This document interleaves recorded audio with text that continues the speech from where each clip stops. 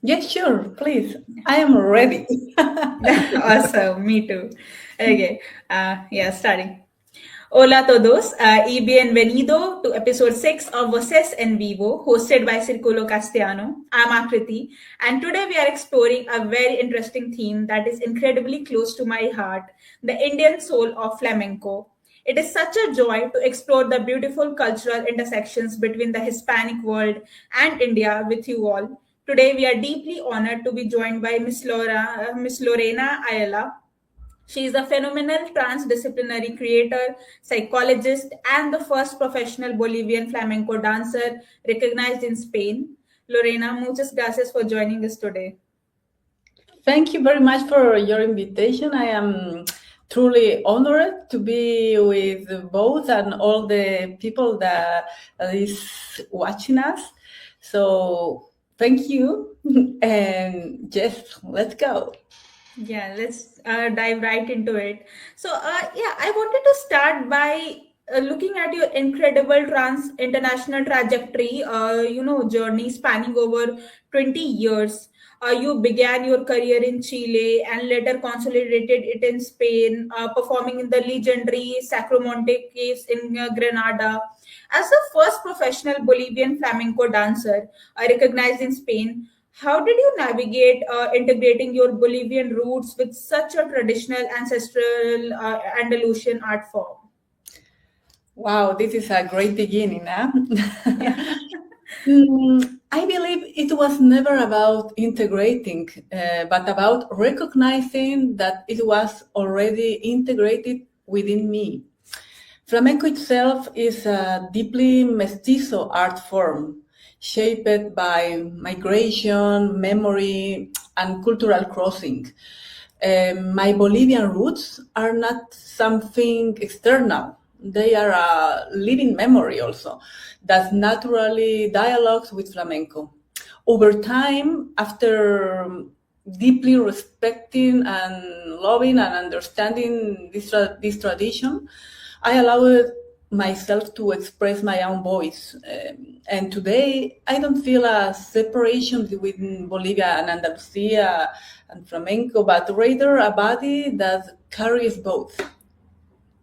Yeah, that is actually very amazing. I mean, it is a statement I have heard somewhere that divided by boundaries but united by art. So I do believe that that can be something that happen and resonate with you in your life journey.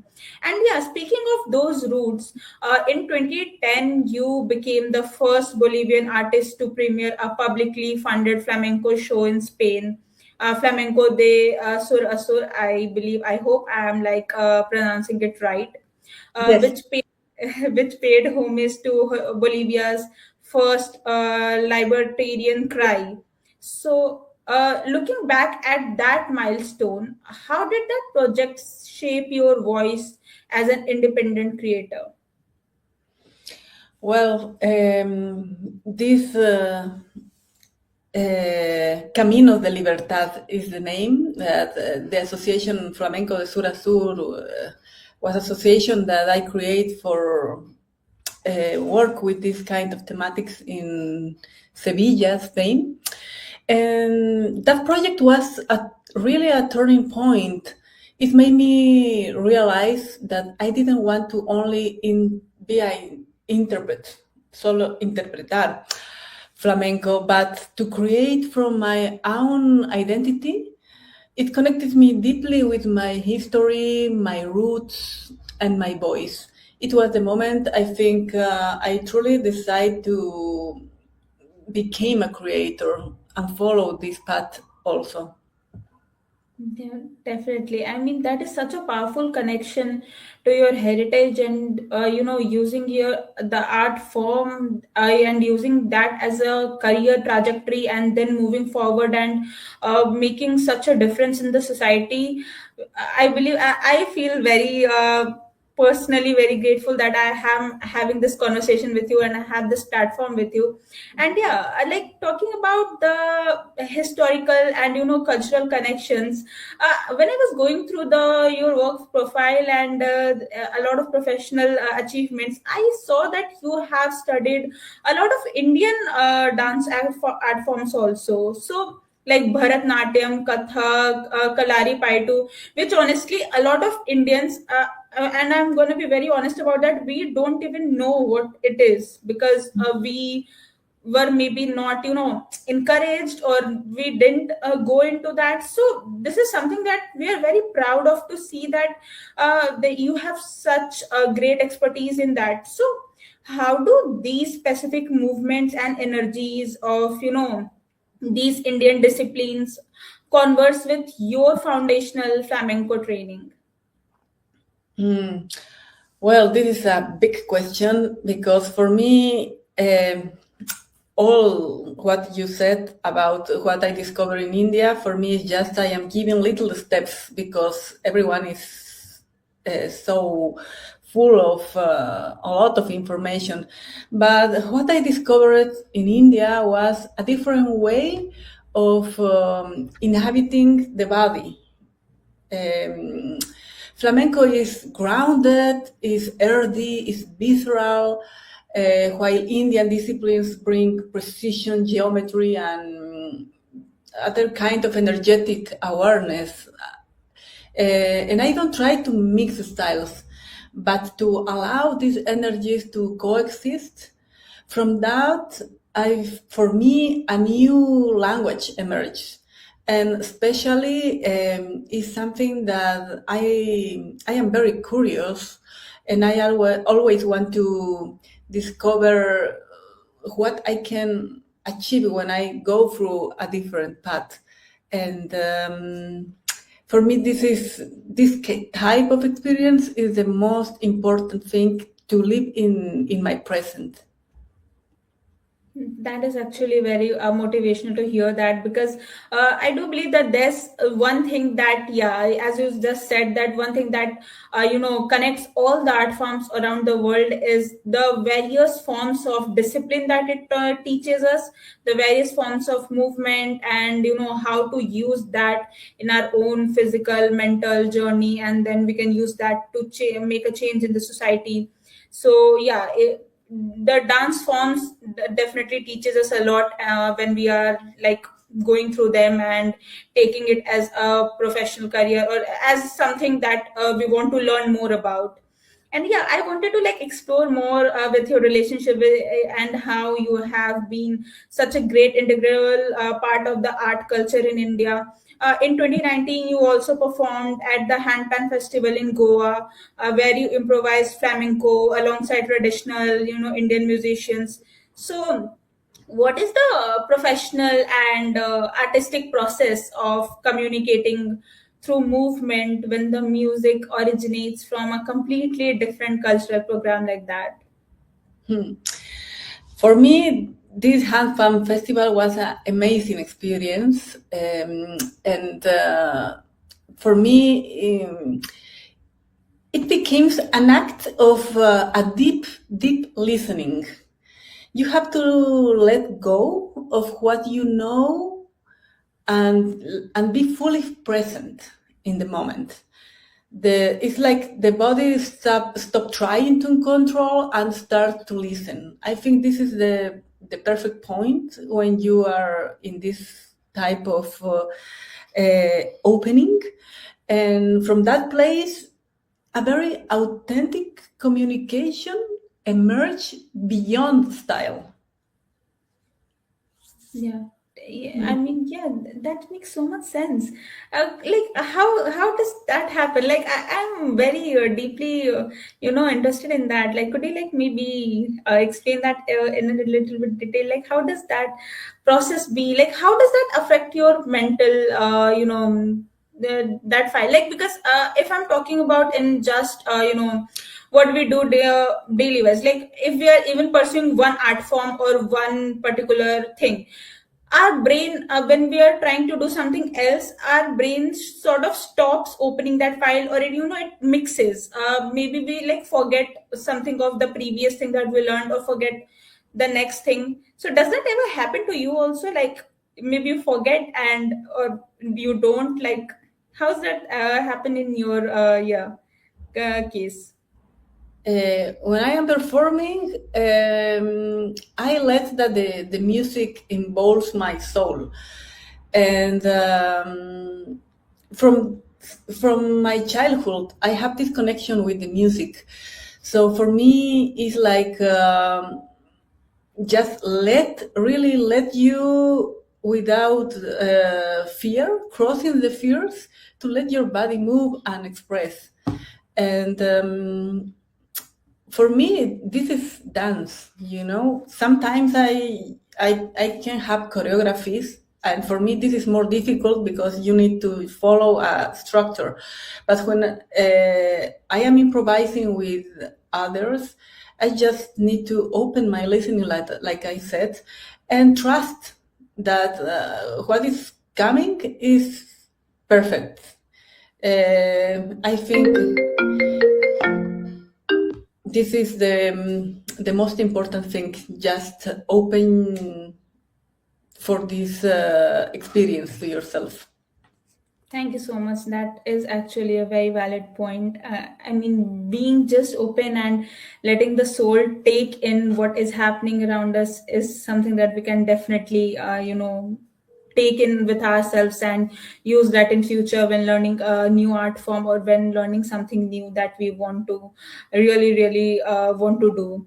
And yeah, moving forward with that, you have taken the connection with the Indian and Hispanic culture very further, and you have made it very significant also. You presented a piece at the Embassy of Spain in Delhi, exploring the links between flamenco and its possible origins in India. So, from your artistic research, what are the most compelling historical or like expressive parallels you could find between the two cultures? Well, I was studying a lot about this, and really for me, like artists in this point of my life, like Lorena Ayala, I am trying to understand what is important for me now. And more than historical certainty, I am interested in the resonance, because both share rhythm as a language, and a deep connection between body and emotion, and a spiritual dimension of art. And they understand art not just a performance, but as a way of life. And for me, this is the point where I am hugging in this moment and creating from there. That is very fascinating to know that. And yeah, it is very true. I mean, the art and the history, and even like whatever we are researching about, and if it is connected to something that we as our soul is connected to, and we are very passionate about, then it creates a lot of difference going on in the future. Now I want to look more deeper into your different other like professional domains that you have done and pursued. You have also done a bachelor's degree in psychology and are a doctoral candidate in clinical and health psychology. And you have practiced like vipassana meditation, and yeah, you created the flamenco methodology by organically integrating all these fields. So, how does that methodology unite psychology with the expressive symbolic root of flamenco when in practice? Well, I developed this methodology because I saw that the people was needing something different than what I was giving them. And PsiqueFlamenco is not a fixed technique, but a process. It integrates body, emotion, personal history, and creativity.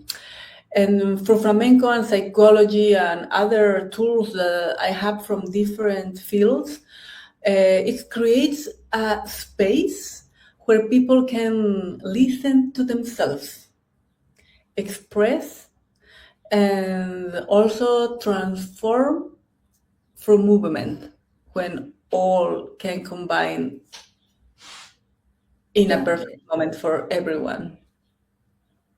And like you have also used that methodology and this framework to make a change in the society, work for vulnerable communities, including women survivors of gender-based violence, and also individuals in prison environments. So how were you able to like adapt this methodology to foster empowerment and resilience in such sensitive contexts? Hmm. Yes, it's very important in this type of context. Understand that it's not about teaching flamenco, but creating a safe space where people can reconnect with their bodies, be open to connect with their emotions. I work through listening. For me, it's very important the listening to the others and also listen myself what is happening in the present moment, the respect, and be aware of the individual rhythm. And in these spaces, the movement becomes a tool for expression, dignity, and also resilience. Yeah, that is very true. Like the ability to, and especially our foster resilience through the art form that you have known and that we know in general is truly moving and very, highly motivating. And yeah, talking about that sensitive topics and, the different things that is happening in the society and that you have worked for the situations that you have worked for and have helped a lot of people. You also have done filmmaking and you are also currently developing a short film called Kongelada. I hope I'm correct with that. Yeah, so which addresses the severe bodily and emotional impact of child sexual abuse trauma on the nervous system. So, how does that audio visual medium allow you to convey healing and liberation in ways the live stage cannot? Mm. It's a very important question, and the, my my answer is related what I choose these different paths. And well, first, congelada, the meaning is frozen. And I think films allows a deeper intimacy. On stage, there is a presence, an energy, but in film, you can choose the details, create the silence. It's an inner experience, and what you decide to put in the film is going to be forever. It allows me to explore healing and transformation in a more internal way. For me, this is the big difference. I can think more and choose better in film.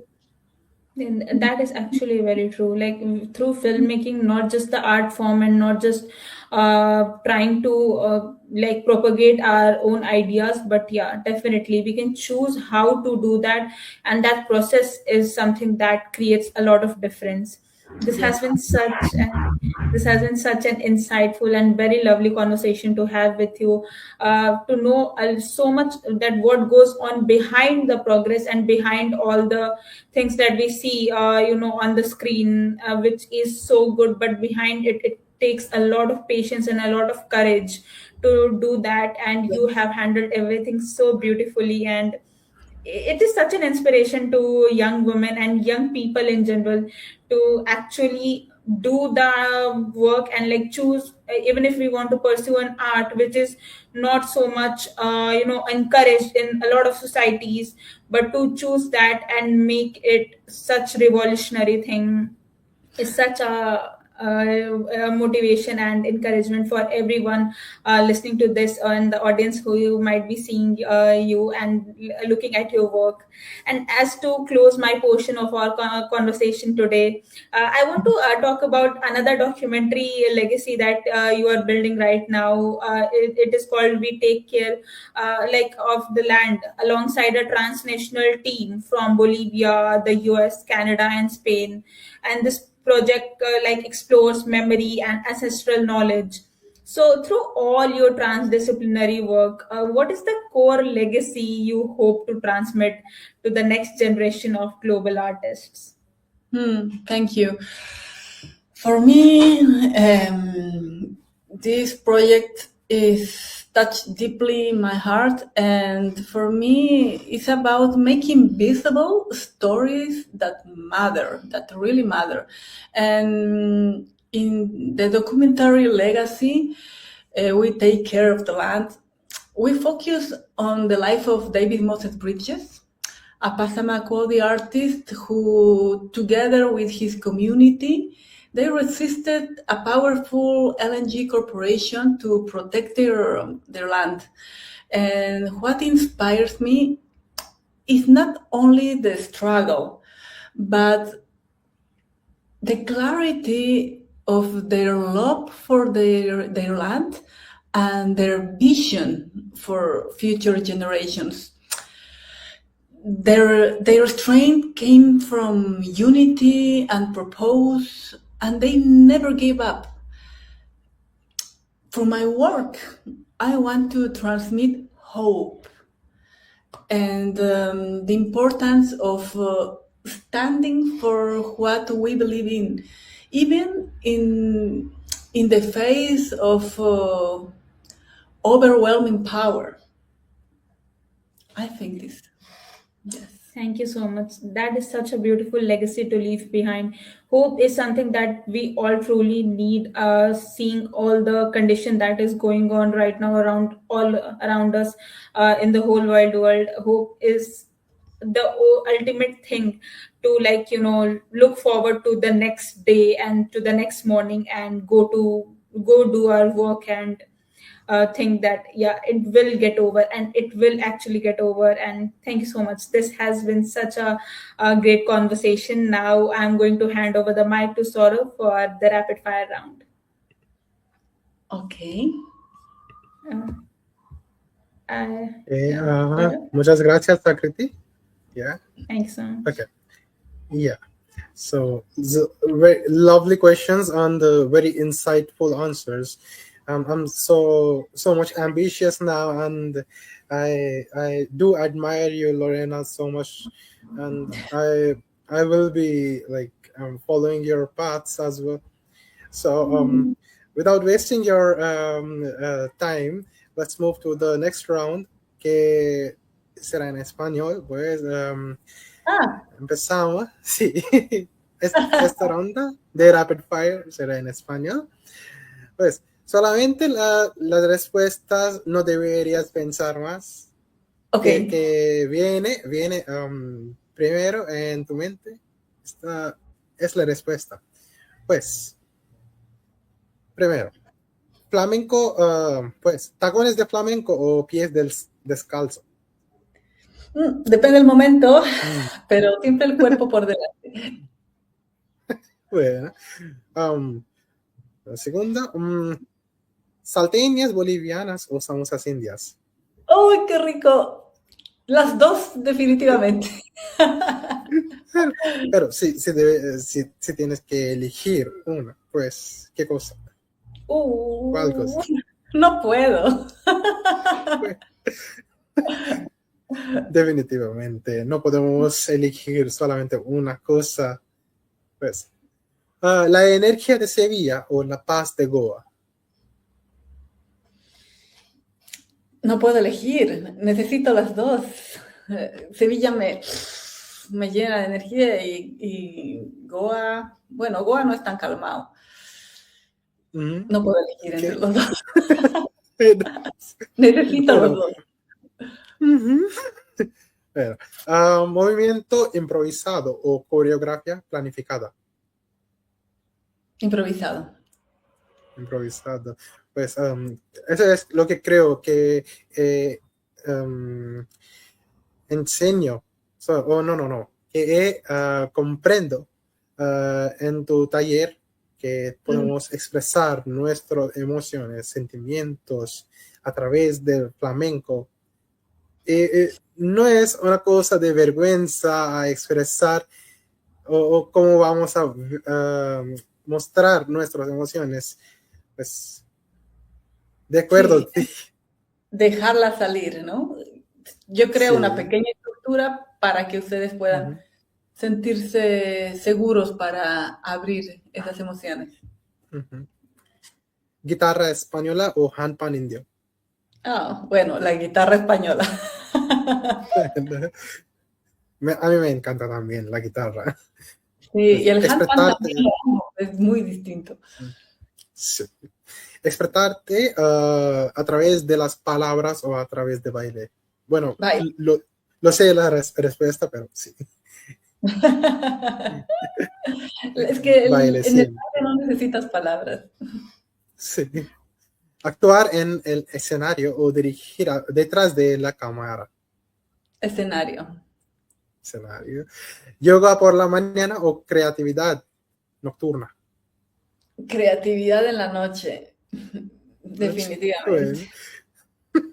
Bueno, deberíamos relajarnos por la mañana, ¿no? Eso es imprescindible para crear también. Los dos son necesarios. ¿Un teatro lleno o un tablo íntimo? Un teatro íntimo bien lleno. Okay. Sí. Bueno, lo más difícil de viajar, hacer las maletas o despedirse. Despedirse. Despedirse, sí. Eso es que he tenido la experiencia, pues. Si tu vida fuera un baile, ¿qué ritmo sería? Empezaría por sigrilla, luego soleá, luego alegrías y bulerías, transformándose. Bueno, muchísimas gracias por esta ronda. Solamente una palabra para ti que yo tengo es ole, Lorena. ¡Ole! ¡Ole ustedes! Y muchas gracias por este tiempo. Thank you so much for this time with all of you. I really appreciate your interview. The questions was great for me. They opened me to a different level for share with the public today. Muchas gracias. Thank you so much. Muchas gracias. Yeah. Thanks so much. Muchas gracias, Lorena, and muchas gracias, Saurabh. That was amazing. And to hear the different aspects and the likings that you love, Lorena, I do believe it was such an enchanting conversation. I love talking to you. And thank you so much for coming here, giving us your time and deep insights on a lot of different matters that we wanted to explore. Muchas gracias for coming and giving us your time. And muchas gracias to everyone tuning in. And stay connected to Círculo Castellano for the next episode. Buenas noches. Nos vemos pronto. Ciao. Bye. Ciao. Ciao. Bye.